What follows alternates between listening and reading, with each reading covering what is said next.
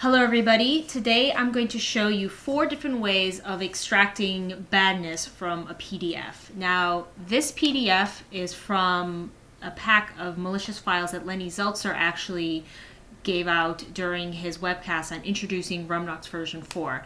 And as you can see here, I am using Remnux and this is the new version, version 4. And I highly recommend that everyone goes and downloads this, takes a look at the webcast that they have on the SANS website. I have a link to it on my blog.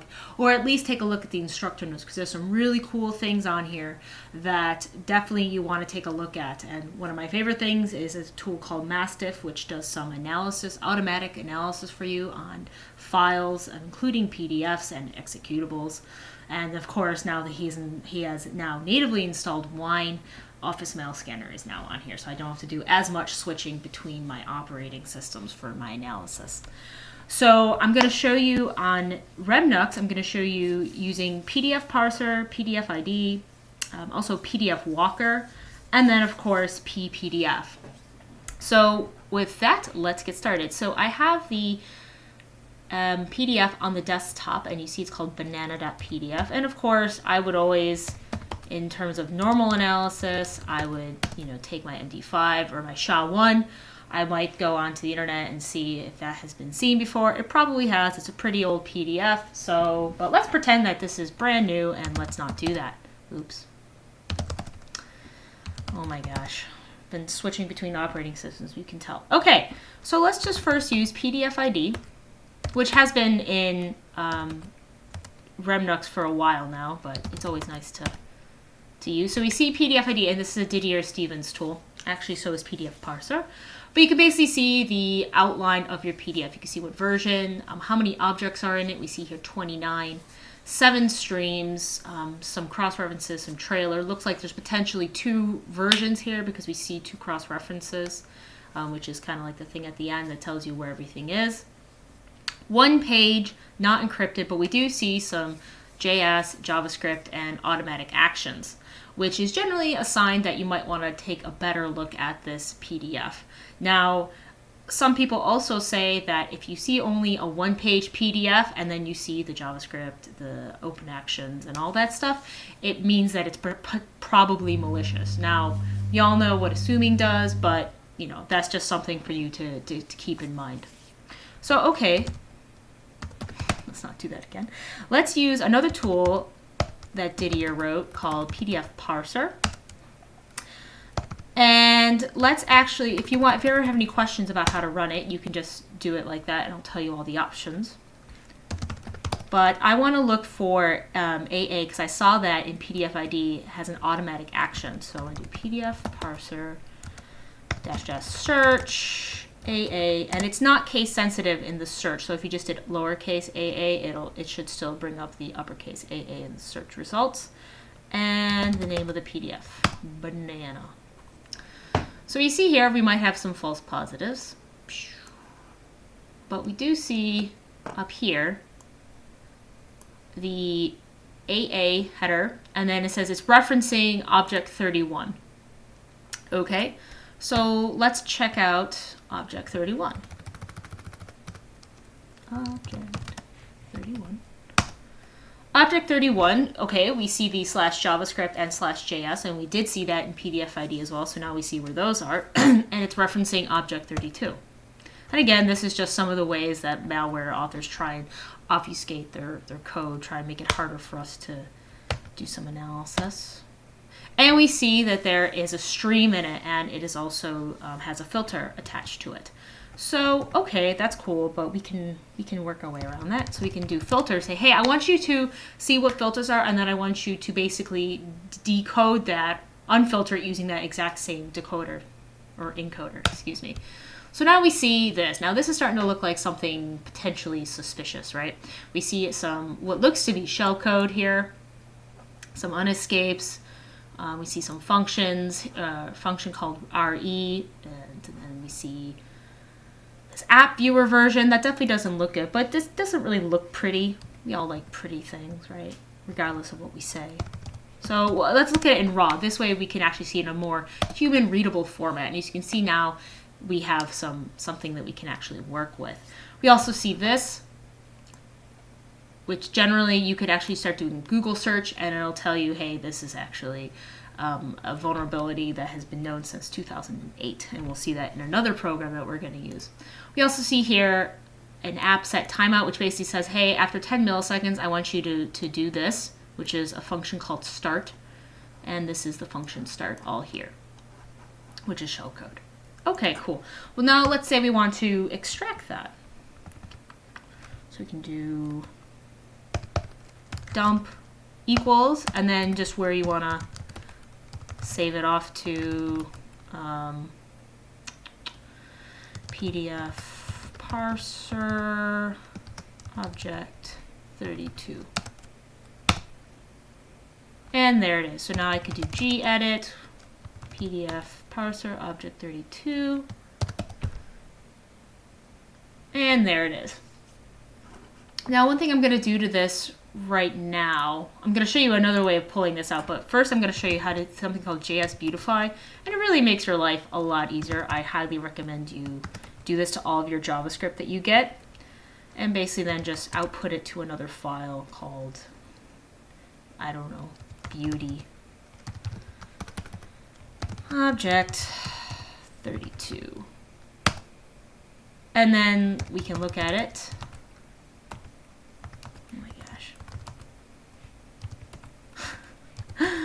Oh, you can tell okay, now you see this looks a lot different. It looks a lot prettier. It looks a little bit easier to read. There's some formatting going on. So let's just take a quick look here. We see function re count what, and then it says we have a variable here, and while the count is less than or equal to 0, or greater than or equal to 0, sorry, we're going to add something, what, to our variable, and we're actually going to return that. Okay, and we have this other function which looks to be our shellcode. And then we say if this app viewer is version greater than or equal to 7. So again, it's going to do some smart thinking using anodes to see what version of PDF am I running here. And if it's greater than 7, it's going to do adding some padding or some buffer overflow potentially. It's going to do this this stuff here, and then it's going to add it to this, say 2026 times, and then this is going to be your what. So this is some fun little JavaScript here. I'm not really going to go into too much detail. But then we also see this if it's greater than or equal to 6, you need to do this as well. Basically, this is the buffer. This is the way it has the vulnerability right here. And it basically says wait 10 milliseconds and do this. Okay, so we have our beautiful JavaScript here. That's great. So now we can even use Didier's tool, JS Didier, to try and run that, but I'm not going to show you that in this video. Maybe if people want me to, I can do it in another video. I want to keep this video as short as, well, not as short as possible, but you know what I mean. We don't want this to be a like really long movie here. So let's use PDFWalker. I've never really used PDFWalker before, but Lenny Zeltzer talked about it in the webcast, so I kind of wanted to take a look and see what it could do. So we have PDFWalker, Banana PDF, and this is part of Origami, I believe. So we have here the contents of our Banana PDF. We see here we do have, in fact, 2 revisions. And here's the stuff in revision 1, and here's all the stuff in revision 2. And here's all the bodies that are involved in that. So now if you remember in PDFid and in PDFParser, I was able to search for like AA or JavaScript. So we can actually do a find here. Let's look for in the object name, which are like one of these things here, not in the actual within the body itself. Let's look for AA find. And we see in the object body, we have an AA which says, hey, go to object 31. Okay. So let's jump to object 31. Oh, okay. And then we see again here JavaScript. And we saw that before in PDFid. And it says go to 32. And awesome.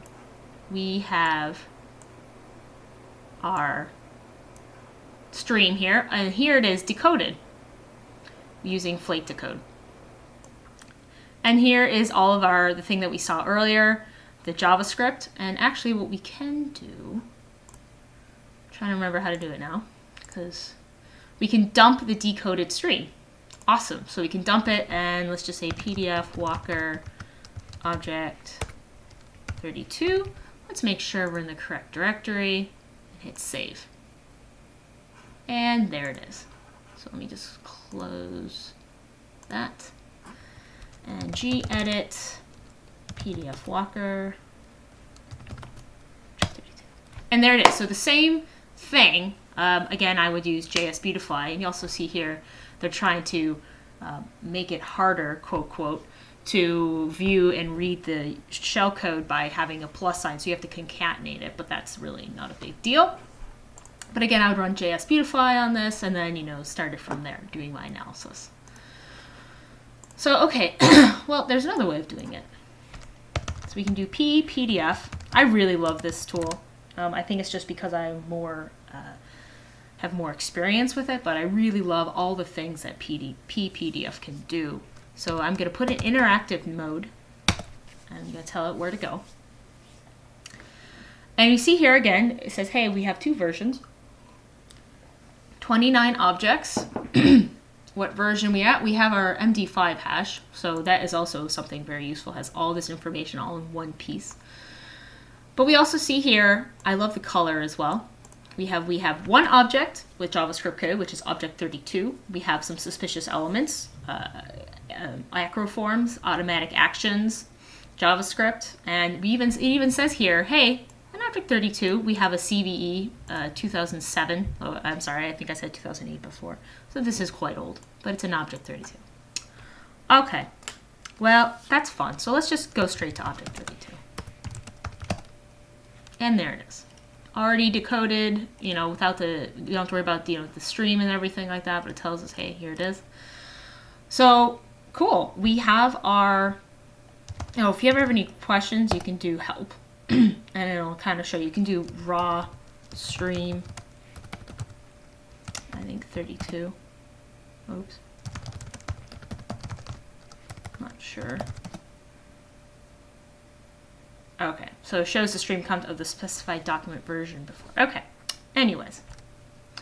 So now let's say, okay, well, we know exactly where we need to pull our JavaScript. So let's do it this way. Okay, so can we extract through via PPDF? Well, the answer is yes, of course you can. Set output file, and now you can't autocomplete here, so it's kind of, make sure you're spelling everything right. Desktop PPDF object 32. Okay, and then just do object 32. And there it is. Oh, I did spell something wrong. That's okay. I'm drinking coffee while I'm doing this. So gedit PPDF object 32, and there it is. Now the cool thing I really like about PPDF is that you can actually do a lot of the things that I talked about earlier within PPDF. You don't actually have to export it out. So let me just show you an example. So one of the things you see here is JS-Beautify. So I can JS-Beautify object 32. And again, it puts it into a nicer format. And again, I could just set my output to a file and do it that way, okay? And then I would have the beautified JavaScript right there in a file. I don't have to do JS-Beautify. Again, it's not really a huge time saver, but it makes life a bit easier. So there's another fun thing in here I like called JS Analyze. And you can actually analyze the JavaScript and see what it would actually come out with. Now, this doesn't always work. Sometimes you're not going to get something. But you see here, I actually was able to say, hey, this is what the shellcode is. Once you analyze it and run it through everything. You're like, well, that's exciting. So now I actually want to put that into a variable. Now, you can do the set output variable and then, do this, or you can run it this way, say $, greater than, and then the name of the variable. I'm going to use toot. So now if I want to check and make sure that this actually works, I say show toot. And that's the output from above. Excellent. Now, another cool thing about PPDF is that it has this thing called sctest, which is a shellcode emulation in Python called pylib emu. Now, if you don't, by default, it's not installed in Remnux. So you have to actually install pylib-emu, and as a prerequisite to that, you have to have lib-emu, which is just an emulator. So I have on the link to my blog, in my blog, I have a link to another person's blog, I think his name is Xanda, and they go through how to install libemu and pylib-emu in Remnux, well, in Ubuntu, which is what Remnux is. So pretty straightforward. I had to do an LD config all on its own as sudo, and then I got it to work. But once you get that to work, you can actually start using this. So we have our shellcode in a variable, and I want to be verbose. And I say variable is toot. So not really getting a ton of stuff, but we see an error. Okay, we see a delete file, which is an API call. And then we also see another API call called get file size. So what that tells me is probably what this thing is looking for is the actual PDF that we had open, and is going to try and extract something that was within that PDF. Okay, so unfortunately, SCTest doesn't really have that ability as far as I know. And if somebody does know a way to do this, please let me know. That'd be really awesome. Of how to actually give it a file to have open, so that it knows where to get the file size from. So, you know, it knows, hey, I have this file open in a handle. That's where I need to go to extract the badness. So, unfortunately, what I'm going to do then is I'm going to actually have to move over to PDF Stream Dumper. Okay. And everything is all screwed up here because of the formatting. Awesome. So, anyways, we have my PDF Stream Dumper, again, a really, really great tool. Absolutely love it. And I moved over my PDF, my banana.pdf, and I could go through all of this, but I'm not going to. But again, you can see here, here's my shellcode, here's my JavaScript UI, and I'm just going to quickly simplify selection quotes. Okay, maybe not. Wait, let me try the whole thing. You should just be able to... There we go. No, didn't work. Okay. I'm just going to quickly cheat then. When in doubt, just cheat. That's not true. Kids don't listen to that. All right. We have our shellcode here, and I want to analyze it. All right. So we have our shellcode. We have our PDF. Say shellcode analysis. I like sclog. Say, hey, let's keep the safety net on here. I want you to open this file, which is the PDF that we have open, right? And then I want you to log it. This way then, in case I walk away, go get a cup of coffee, come back, and all of a sudden nothing's there. Like, well, what happened? I can look at the log file and see exactly what happened. So let's launch this. Yes. Now we see here it's saying get file size. So again, that is where the pylib-emu kind of stopped, because it said, hey, I can't do anything from here because I don't have a file to work with. So I don't know how long this is going to take. It shouldn't take too long from the testing that I've done. But again, I highly recommend going and looking at Remnux version 4. It's a really, really, really great tool. And hopefully this won't take too long. I'm going to press pause. Oh, no, I don't have to. Okay. So it says, hey, I got the file size. And now I'm going to create a file. It's called a.exe. It's in the C drive. I'm going to write to it. Okay, that makes sense.